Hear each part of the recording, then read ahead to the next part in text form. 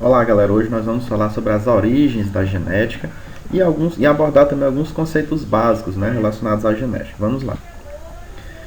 Então, a genética na sociedade contemporânea. A genética, né, ela foi redescoberta, por assim dizer, né, posteriormente aos estudos de Mendel, que nós vamos ver mais à frente. Mas inicialmente cabe dizer, né, que a genética passou a existir aí por volta de 1900, né, com os estudos de De Vries, Correns, Chestermark, né, esses principais cientistas aí foram os que trabalharam inicialmente com a genética. Só posteriormente, né, foi que os estudos de Mendel eles foram redescobertos. Então, Mendel e as origens da genética. A genética, né, é uma área da biologia que está diretamente relacionada ao estudo da herança biológica, ou que nós vamos chamar de hereditariedade. O que é isso? Né? Isso consiste no estudo aí de como é que ocorre a transmissão das características dos pais para os filhos. Então, no século XIX, né, os conhecimentos da genética elas passaram a se desenvolver principalmente a partir dos experimentos, que nós vamos ver posteriormente, dos experimentos feitos pelo monge, né, chamado de Gregor Mendel. Os experimentos dele, né, estavam voltados justamente para o fato de que as características hereditárias elas eram herdadas de acordo com algumas regras, que é o que nós vamos ver a seguir. Então, Mendel, ele escolheu, né, ele viajando, ele saiu do mosteiro onde ele vivia, fez uma viagem, né, posteriormente ele voltou, quando ele voltou, ele começou a fazer esses experimentos, né, onde ele escolheu a ervilha de cheiro, chamada de Pissum sativum. Ele não escolheu por acaso, ele escolheu considerando 7 características. A primeira delas é que era de fácil cultivo, haviam as variedades com características diferentes, tinha um ciclo de vida curto que permitia ele fazer esses experimentos de forma mais rápida, tinha uma descendência fértil, ou seja, ao fazer esses cruzamentos, os descendentes eram férteis, havia facilidade para a polinização, para a autofecundação.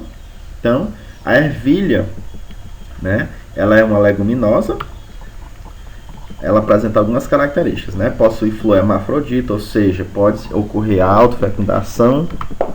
Os órgãos ficam na quilha, né, que é uma espécie de recipiente que é formado por 2 pétalas modificadas e sobrepostas. Essa quilha, de certa forma, ela impede a polinização por pólen de outras flores, ou seja, de uma autofecundação. Então, isso também ajudou ele no processo da experimentação.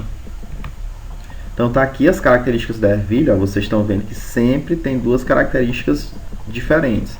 Por exemplo, a forma da semente ela pode ser lisa ou rugosa, a cor dos cotilédones pode ser amarelo ou verde, a cor da casca pode ser cinza ou branca, a forma da vagem pode ser inflada ou comprida, a cor da vagem pode ser verde ou amarela, a posição das flores pode ser axilar ou terminal e a altura da planta pode ser alta ou anã. Ele trabalhou de 2 formas, ele trabalhou uma característica de cada vez e posteriormente ele trabalhou todas essas características juntas, certo?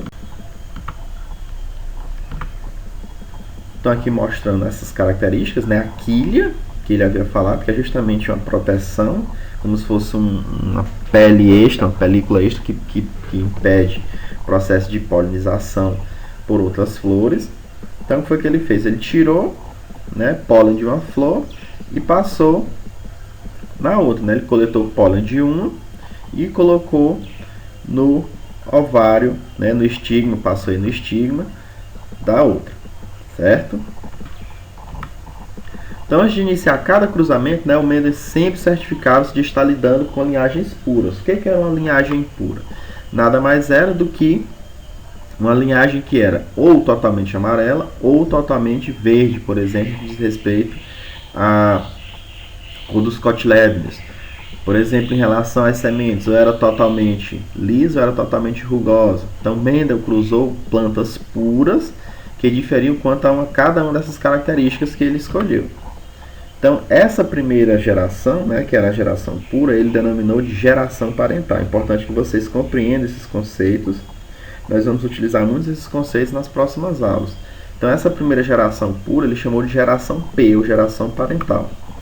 A primeira geração, que ele chamou de híbrida, que é como se fossem os filhos, ele chamou de geração F1. E, posteriormente, como se fossem os netos, ele chamou de geração F2, certo? Então Mendel observou, né, que os indivíduos híbridos da geração F1 eram iguais a um dos pais. Lembrem-se, eram iguais a um dos pais.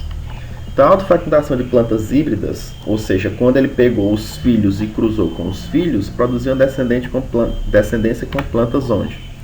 A geração F1, né, o traço dos pais ficava em recesso.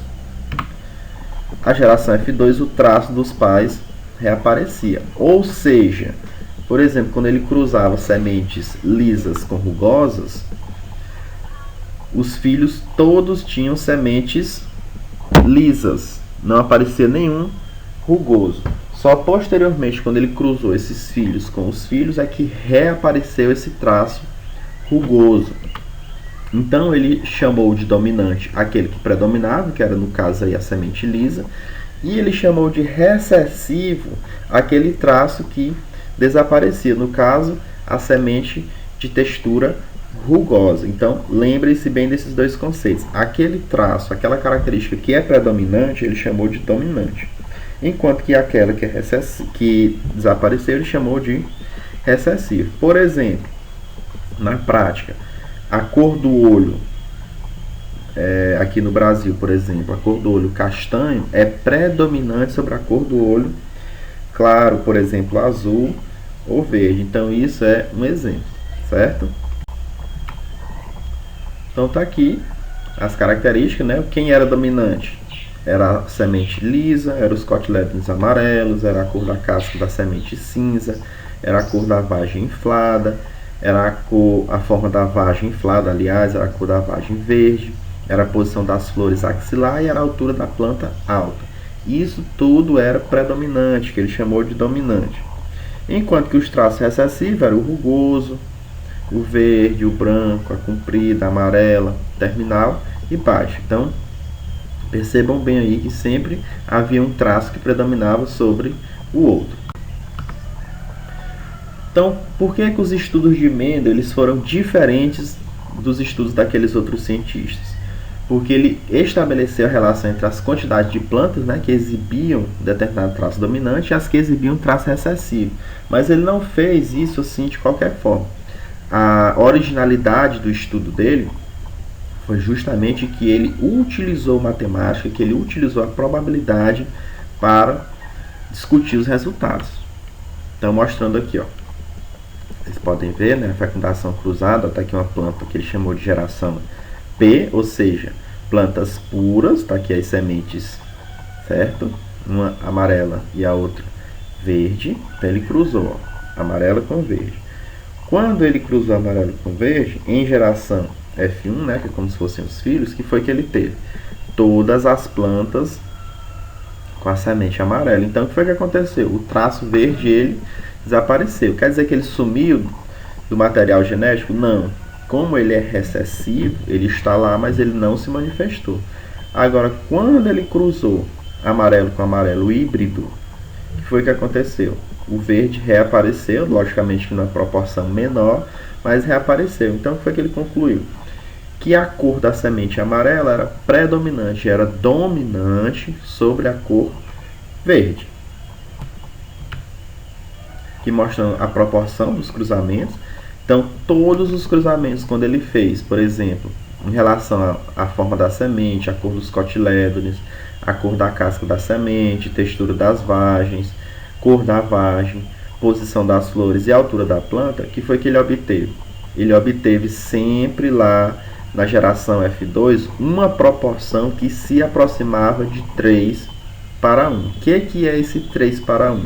Quer dizer que a cada cruzamento que ele fazia, das 4 possibilidades, 3 eram relacionados ao traço dominante e apenas um era relacionado ao traço recessivo. Percebam, quer dizer que deu exato 3? Não, mas por aproximação, vocês podem observar que sempre se aproximava de 3 para 1. Ou faltava um pouquinho para 3, ou passava um pouquinho de 3. Por aproximação, ficava 3 para 1. Então, a dedução da lei da separação dos fatores. Isso que nós chamamos de primeira lei de Mendel. Então, a explicação para o encobrimento do estado recessivo, ou seja, daquele traço recessivo de uma característica em F1 na primeira geração, e seu reaparecimento lá na geração seguinte, na geração F2, Mendel elaborou uma hipótese.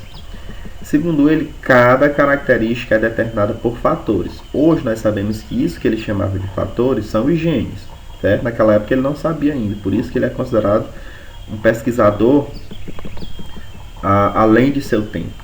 Certo? Porque ele já vinha vislumbrando coisas que só mais tarde seria descoberto. Então, cada característica hereditária era determinada por fatores herdados em igual quantidade, tanto do pai quanto da mãe. E que esses fatores, eles se separavam, né, quando os indivíduos produziam gametas. Ou seja, era o processo de meiose, que eles já estavam antecipando sem saber.